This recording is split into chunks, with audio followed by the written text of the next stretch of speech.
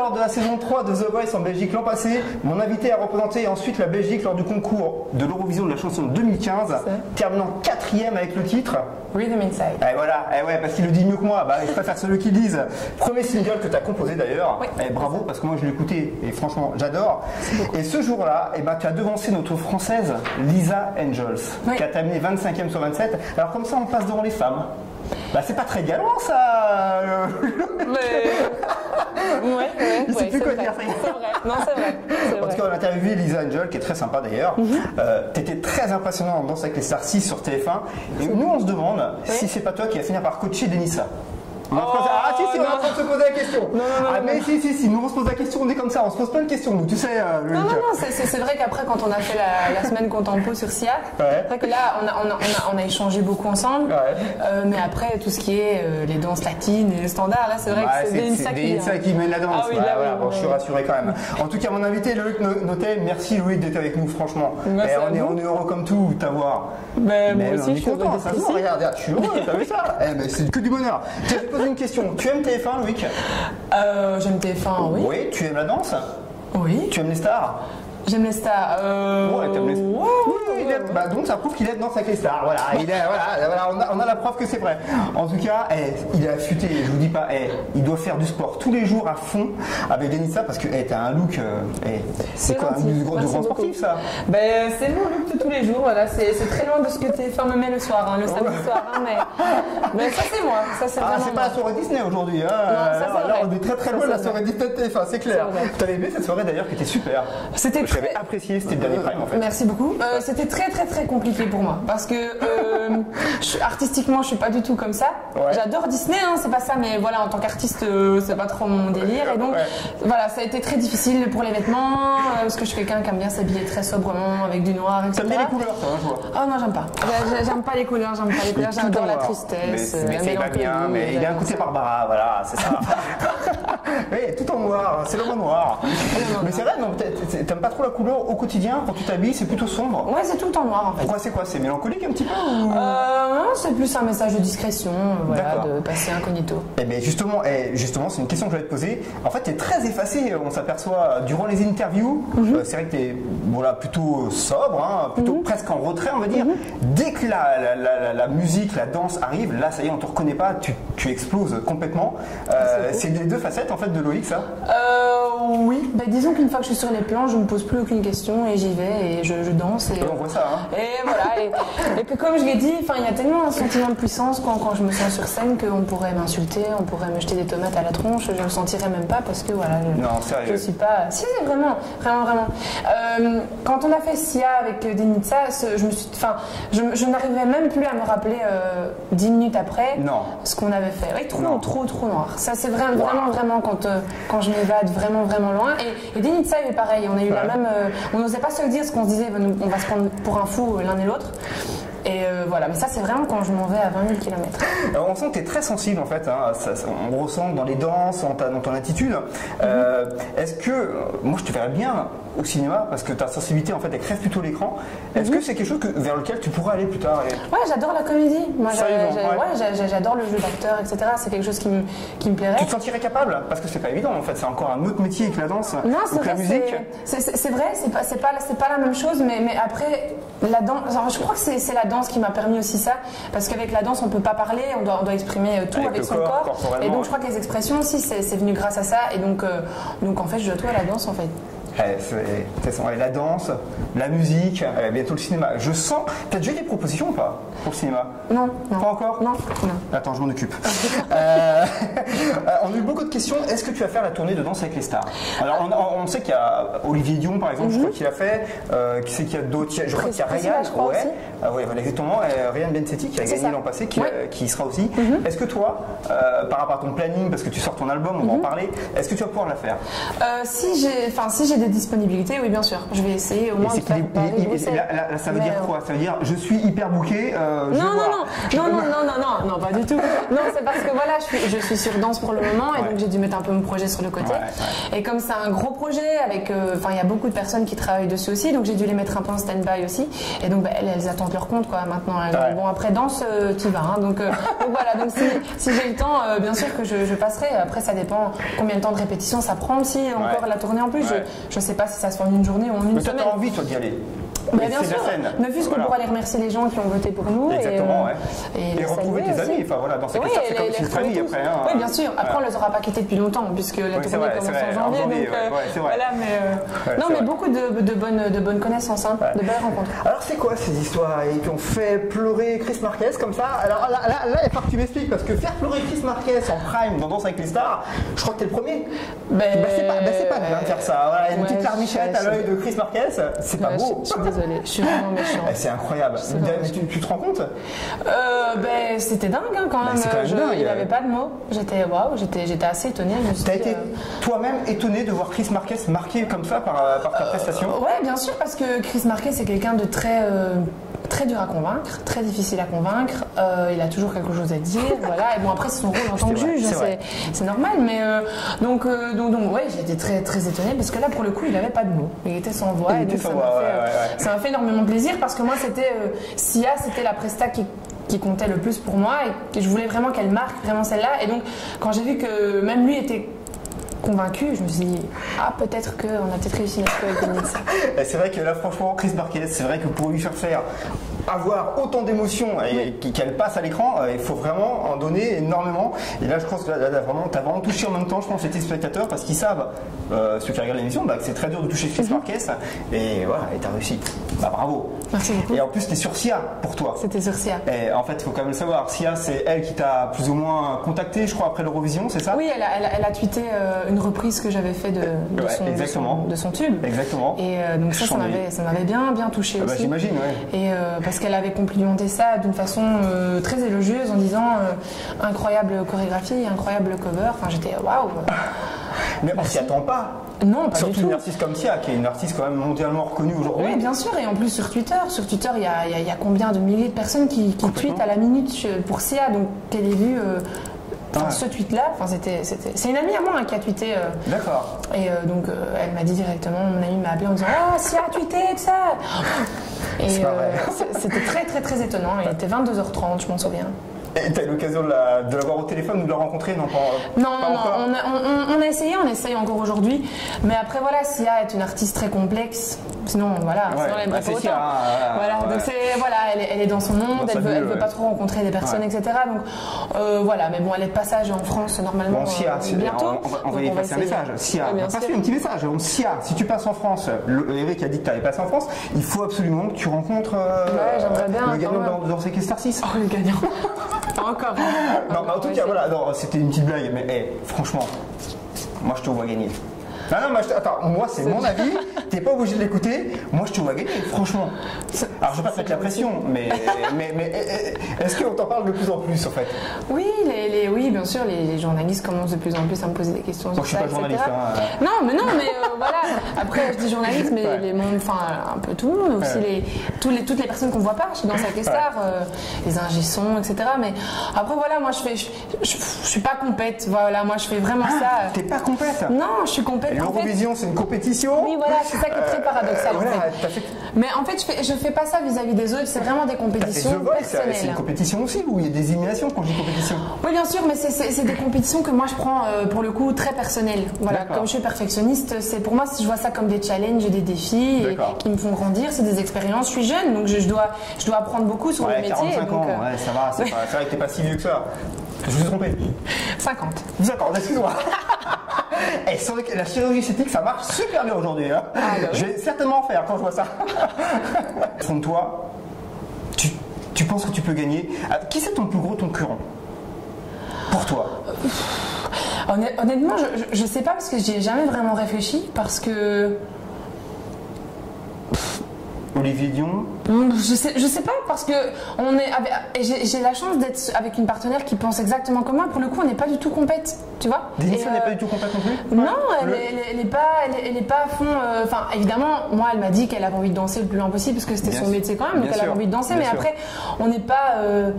Après, on n'est pas pour le trophée à tout prix. Après, c'est clair que si les gens nous remettent le trophée, évidemment, on sera content, on va pas cracher dessus. Mais après, on fait pas ça pour ça. On fait ça pour s'amuser et pour apporter quelque chose aux gens. D'accord.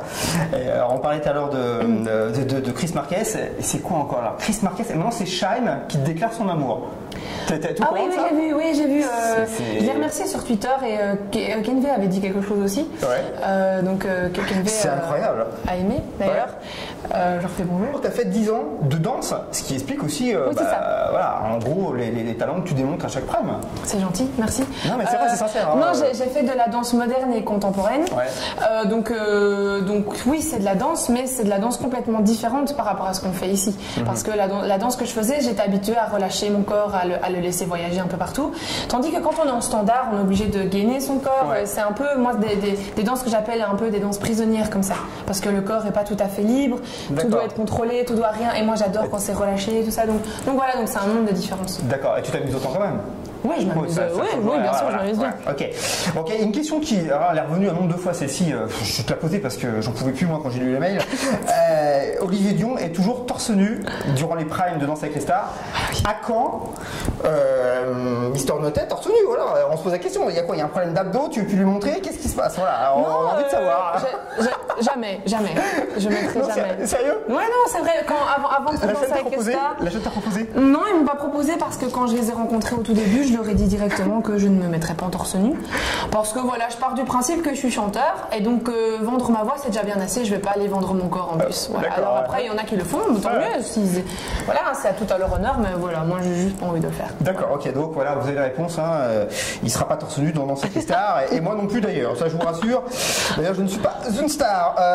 Comment non plus d'ailleurs. Puis j'ai jamais d'ailleurs, je n'ai pas envie, puis j'ai pas de talent de toute façon. Comme dans les gens de la télé-réalité, j'ai aucun talent. Voilà. Comment ça se passe quand tu vois tes collègues se faire éliminer? Alors il y avait Sophie Vouzelot qui s'est fait éliminer, il y a Vincent Niclot lors de la dernière. Est-ce qu'on est toujours un petit peu triste? Oui, c'est triste quand même parce que nous, même si on ne se voit pas beaucoup, qu'on se fait que se croiser, on se croise quand même, donc on nous entend. Voilà, c'est ça. Et donc c'est clair que ça fait tout. Enfin, c'est toujours triste de perdre quelqu'un comme ça, parce que quand on est dans une compétition comme ça, on est un peu dans un monde à part, on est déconnecté de la réalité, donc on a l'impression que quand quelqu'un s'en va, c'est la fin du monde, quoi, qu'on va plus jamais le revoir, alors que c'est pas vrai. Même si après, en l'occurrence, souvent, malheureusement, c'est le cas, parce que voilà, on a tous des plannings un peu chargés, donc c'est un peu difficile de se revoir après, mais voilà, mais après, il y a des surprises aussi, on est étonné des gens qui sortent, ou etc. Enfin voilà, donc. Qu'est-ce que tu as bien aimé dans l'émission? Je t'entendais dire tout à l'heure dans l'interview précédente que Sophie Vouzelot, en fait, elle t'avait touché? Oui, moi Sophie Vouzelot m'a beaucoup touchée parce qu'elle est courageuse en fait, cette fille quand même. C'est déjà très difficile de danser quand on n'a jamais fait de danse, et en plus de ça elle était sourde, donc c'était 2 fois plus difficile, et ce que les gens savent pas, parce que voilà, on le dit pas, mais elle répétait le double de tout le monde, hein. Elle restait le matin jusqu'au soir, et voilà, parce qu'il fallait encore et encore, il fallait trouver des petites gimmicks pour qu'elle se souvienne sur le prime, de marcher sur le bon tempo. C'est beaucoup de choses à penser, et voilà, donc pour ça je lui tire mon chapeau, parce que pour moi c'était la plus courageuse de toutes. D'accord.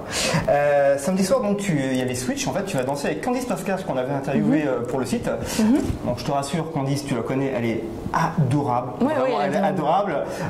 C'est celle que tu aurais voulu avoir si tu avais pu choisir, ou tu aurais peut-être aussi choisi une autre? Honnêtement, elles sont toutes sympas. Franchement, elles sont toutes sympathiques. Toutes belles. C'est vrai que franchement, elles sont toutes sympas, elles sont toutes sympathiques. Après, en l'occurrence, ici, il y avait plus le choix, puisqu'il n'y avait plus qu'Olivier et moi comme garçons. Oui. Donc, d'office, de toute façon, c'était Candice. Mais c'est pas plus mal, parce qu'elle est super. Ouais, bien sûr, on a commencé lundi. Ça se passe très bien. Après, voilà, j'avais quelques appréhensions parce que je la connaissais pas forcément, Candice, puisqu'on s'était que croisés aussi. Donc voilà, il fallait que je sente un peu la température. En fait, les gens. Non, on voit pas souvent beaucoup de gens, en fait, dans les télés comme ça. Est-ce que tu es toujours en phase avec les notes des juges? En phase avec les notes des juges? Bah écoute, moi je vais pas me plaindre. Hein. Oui, alors pour toi... Ils ont été gentils avec moi. C'est clair, c'est clair. Mais est-ce que des fois, ils sont pas un peu trop sévères? Je pense par exemple à Thierry Samitier, en fait, qui s'était fait un petit peu allumé, même si il y avait un peu d'humour, notamment de la part de Jean-Marc Généraux, mais des fois, ils sont pas un peu trop durs quand même. Ou ils font leur travail, au final. Je pense qu'ils font leur travail en tant que juge. Leur travail en tant que juge, c'est de nous pousser à la progression. Donc si le juge à chaque fois il dit c'est très bien, si c'est pas le cas et qu'il n'y a aucune évolution, il y a un moment il n'y a aucun jugement. Donc ça sert à rien de mettre des juges. Donc si après ils sont durs par exemple avec Thierry ou quoi, c'est qu'ils savaient que potentiellement il y avait moyen de faire quelque chose de mieux et d'aller plus loin. Mais les juges ne sont jamais là pour nous porter préjudice. Ils sont jamais là pour nous casser. Et s'ils nous cassent, c'est qu'ils savent très bien que c'est pour nous faire rebondir. C'est pour votre bien en fait. Voilà. C'est pour votre bien, vous faire progresser. C'est jamais rien de très méchant. Même Chris qui est le plus sévère, c'est jamais rien de très méchant. On va dire un truc sur Chris, franchement, nous on l'a interviewé c'est moi qui l'avais fait l'interview, mais il est charmant ce gars-là. Ouais, il est super très sympa. C'est une crème. C'est une crème. Franchement, c'est une crème. C'est une crème, voilà. Une crème Danone. Voilà. C'est vrai que je l'adore, franchement. Je suis fan de lui. Je vais te poser une question, fais un petit jeu. Je te pose une question. T'es prêt, c'est pas évident. D'accord. Tu réponds l'inverse de ce que tu penses réellement. Donc je te pose une question. Et tu réponds l'inverse de ce que tu penses spontanément réellement. D'accord. Alors, on m'a dit que tu aimais vraiment les 4 membres du jury de Danse avec les stars. C'est pas vrai. C'est pas vrai? Non. Qu'est-ce qu'ils ont? Ils sont pas justes. Ah ouais? Ils sont pas des artistes. Ah. Non. Les Jean-Marc Généreux, tu trouves comment? Foroto, c'est pas assez... Non, tu les trouves pas... Non, ils sont pas honnêtes dans leur danse, non. C'est marrant, j'ai dans ton sens, moi aussi, c'est exactement ce que je pensais. Personne me dit ça, c'est dingue ça. C'est vrai, c'est dingue. Hein. Ah ouais, c'est terrible ça. Dingue. Ah, donc d'accord, donc on est sur la longueur d'onde. On vous aime pas les coachs, voilà, on vous aime pas. Sauf Fauve. J'ai un faible pour Fauve. Ça veut dire que tu l'aimes pas alors? Ça veut dire que j'aime pas. Si tu répondre à l'inverse, si tu réponds à l'inverse, ça veut dire que tu l'aimes pas. Piégé. J'adore. Si ta carrière s'arrêtait demain, ta plus forte émotion artistique, ce serait quoi? Si ma carrière s'arrêtait demain. Demain, la plus forte émotion artistique que tu aurais eue, ce serait laquelle? Bon, déjà, je serais triste parce qu'elle a à peine commencé déjà. Ouais, ça on est d'accord. Mais t'as jamais vécu. Alors avant même que je commence, mais bon, c'est pas grave. Je vais planter sa carrière au bout d'un an, ça y est. Elle s'arrête demain, qu'est-ce que tu veux faire? Pour moi, ça s'arrête demain. Mais elle est super riche. The Voice, l'Eurovision, Danse avec les stars. Un album, franchement, c'est gigantesque. Ah ouais, mais c'est quoi ce serait quoi ta plus grande émotion, le plus grand moment que tu aurais vécu? Ce serait quoi? Il y a bien un. Ta victoire à l'Eurovision? Parce que c'est pas mal ça. Ouais, mais non, je crois que c'est la. Parce que c'est pour ton pays, c'est pour la Belgique. Je crois que c'est la sortie de mon premier single. Si tu devais choisir entre gagner Danse avec les stars et avoir ton premier album disque d'or. Oh, je préfère mon premier album disque d'or. Hein. Ah, c'est des amis à TF1. Je sens qu'on va finir cette interview, on va avoir des amis partout. Non. Non, premier album disque d'or. Ouais, bien sûr. C'est ce que tu choisirais. Ouais, bah oui, bien sûr. Entre ça et une victoire à Danse avec les stars. Ouais, bah oui. Parce que c'est ton bébé, c'est pour ça? Oui, c'est ta création artistique. Ça fait presque un an que je travaille sur ce projet-là aussi. Un an déjà? Ben oui, depuis... allez, on va dire que j'avais déjà une petite ébauche de l'idée avant même la sortie de Rhythm Inside. Donc ça devient... Ouais, c'est déjà un gros bébé là. Combien de chansons vont sortir? On vise une dizaine de chansons, une dizaine de titres. Combien sont prêtes? Pour le moment, on a 6 démos et voilà, il reste quelques morceaux à écrire. Alors, grande question des internautes qui est revenue, encore une fois, celle-ci un nombre de fois incroyable. Y aura-t-il au moins un titre en français? Je pense que j'ai la réponse. Non, je pense pas. Voilà, non, je pense pas parce que... Mais pourquoi? Parce que depuis que je suis tout petit, j'écoute principalement la pop américaine et anglaise. Pourquoi? J'en sais strictement rien. C'est peut-être dû au fait que je regardais souvent Michael Jackson à la télévision, j'en sais rien. ça doit être ça. Et après aussi, enfin voilà, je viens d'un pays où la langue est un peu un sujet... délicat. Un sujet tabou, on va dire. Et donc voilà, j'avais pas envie d'avantager les francophones en disant voilà, je vais chanter en français, je vais vous et pénaliser donc les flamands. Et j'avais pas envie de chanter en néerlandais pour pénaliser les néerlandophones. Donc je dis, je vais chanter en anglais, donc une langue étrangère pour tout le monde. Et comme ça, je suis juste. Pas de jaloux. Voilà, exactement. D'accord. C'est un album à thème. On va essayer vraiment de construire voilà, toute une histoire à travers l'album, à travers des clips avec des personnages, etc. De sorte à créer vraiment un mini-film, voilà, au bout. J'aimerais bien que le show, voilà, soit aussi toute une histoire. Il y a un commencement, une fin, et qu'il y ait une suite avec le deuxième album. J'aimerais bien aussi qu'il y ait un lien avec le deuxième album. Enfin voilà. Mais bon, on va déjà essayer de terminer le premier. On va déjà voir comment ça se passe, et après on parlera du deuxième. Et toute dernière question, est-ce que TF1 a eu raison de déprogrammer Danse avec les stars suite aux attentats qui ont eu le 13 novembre? Je suis un peu partagée parce que pour le respect des familles et le respect des victimes, oui. Après, non, dans le sens qu'ils ont donné raison du coup aux assassins, mais après voilà, enfin c'est oui et non, enfin voilà, donc il fallait trancher, donc j'ai pas vraiment d'avis sur la question. Je suis mitigée. Moi, si j'avais été à leur place, je sais pas ce que j'aurais fait non plus. Je pense que ce qui nous vient tout de suite à l'esprit, c'est le respect des morts, et je pense que voilà, c'est du déprogrammer effectivement. Après, c'est clair que quand on déprogramme par respect pour les victimes, ben on donne raison aux assassins, mais après voilà, je suis mitigée, je sais pas. Vous en avez parlé beaucoup entre vous? Oui, bah bien sûr. Enfin, nous le vendredi, on est en répétition le vendredi soir. Moi, j'étais l'un des derniers à quitter la plaine Saint-Denis, donc évidemment, je rentre chez moi et mes parents m'appellent, me disent qu'est-ce qui se passe, etc. Et je dis mais j'en sais rien. J'étais même pas au courant qu'il y avait des fusillades en fait. Donc après, j'ai allumé le journal et j'ai découvert ce qui se passait. Et c'est triste, et ça m'a touchée parce que 2 semaines avant, ou 3 semaines avant, j'avais été voir notamment Alexandre Delouf ici à Paris. Elle avait fait un petit showcase dans une salle de concert, je sais plus où, et c'était pas très loin du Bataclan, je pense. Et donc quand j'ai vu qu'ils avaient été des gens qui avaient été voir un concert avaient été fusillés comme ça, je me suis dit purée, ça aurait pu m'arriver il y a 3 semaines quoi, en fait. Donc voilà, une petite prise de conscience aussi. Bah, merci beaucoup en tout cas pour l'interview. Puis on te dit 5 lettres pour Danse avec les stars.